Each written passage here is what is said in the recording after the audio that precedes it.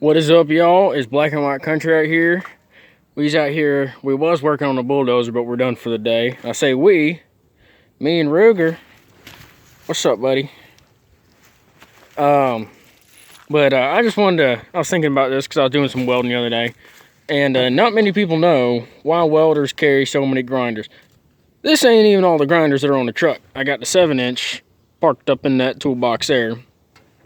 And I'm sorry if there's going to be any wind noise on this. I'll try to not have that happen. But these are the grinders that I keep on the truck. These are the good grinders, the grinders that are dependable, that I know are going to get the job done. If y'all have watched other videos on my channel, you know I don't like that Craftsman grinder that I had. That thing crapped out on the very first day working on job. You want to get good grinders. You want to get grinders from a name brand company. I got a Makita, a Milwaukee, a Portacable, and another Makita. This Makita is a 6 amp, 4.5 inch, 7.5 amp, 4.5 inch, 7 amp, 4.5 inch, and a 13 amp, 4.5 inch. This grinder is good because it comes with 2 guards, so you can change it over to a 4-inch wheel. A 6-inch wheel, and you can do a lot of cutting, and it's a variable speed. You know, this is the newest grinder. I took this through 14 weeks of welding school here recently, and it held up good. This one has also done even more than that in welding school, and it did fine. This grinder pretty much is just relegated to using the wire cup and the wire wheel, and it's fine for that. We carry different grinders on the trucks, on our welding trucks, because if you look at these all have different attachments on them. It's got a cut wheel, wire cup, hard rock. This one also has a hard rock, but you get what I'm saying. These were not both in the truck at the same time for very long. I just threw this one in here when I got done with school. And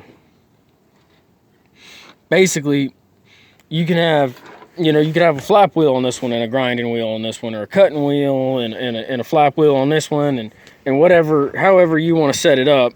But you do that so that you don't, you can have one grinder, one piece of equipment to worry about, and change out wheels.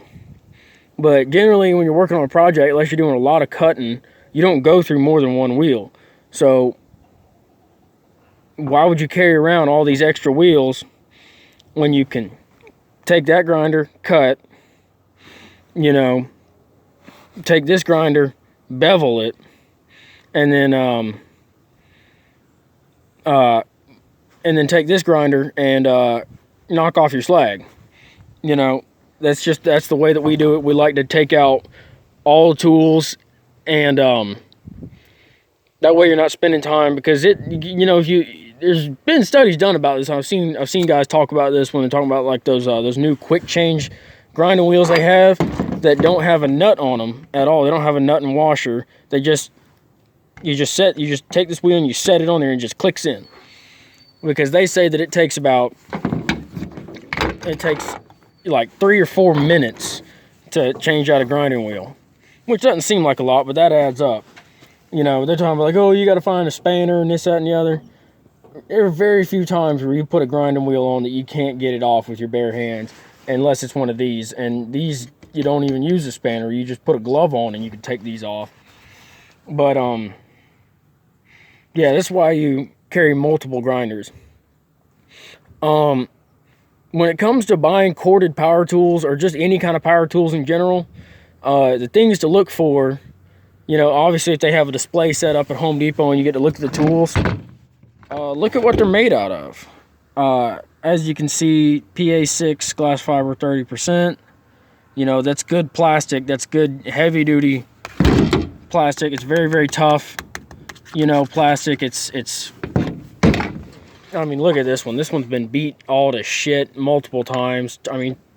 Drops, and it's fine. It's a good grinder. This one, I don't know if this one has any markings, but this one actually has an overmolding on, a little butylene overmolding. But even this one, I don't know where it says it on there, but it's still good. But you want to get something that's got good plastic on. It's not cheap plastic, especially if you're going to be using these in commercial settings.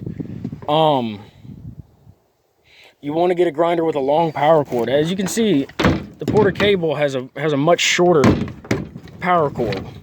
It's probably half as long as both of the Makitas are, and the Milwaukee's probably in between the Porter Cable and the Makitas.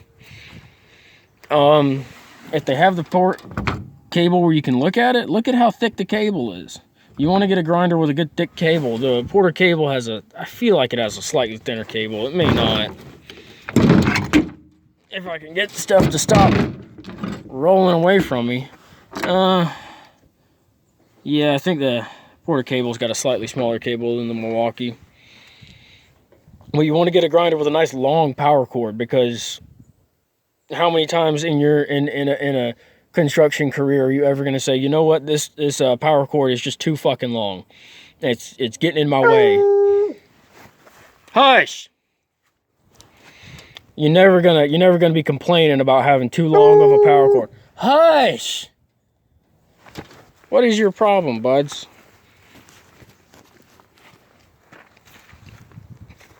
But yeah, having too long of a power cord is never going to be an issue. So get one with a long power cord. I mean, you know, this extension cord right here is running all the way into that building. You know, it'd be a real fucking pain in the ass if you hooked up one of these grinders and you were still too short, you know.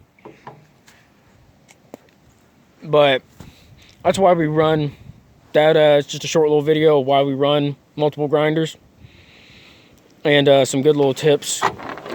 Other things I would say to look for, make sure you get a grinder with a 7/8 arbor.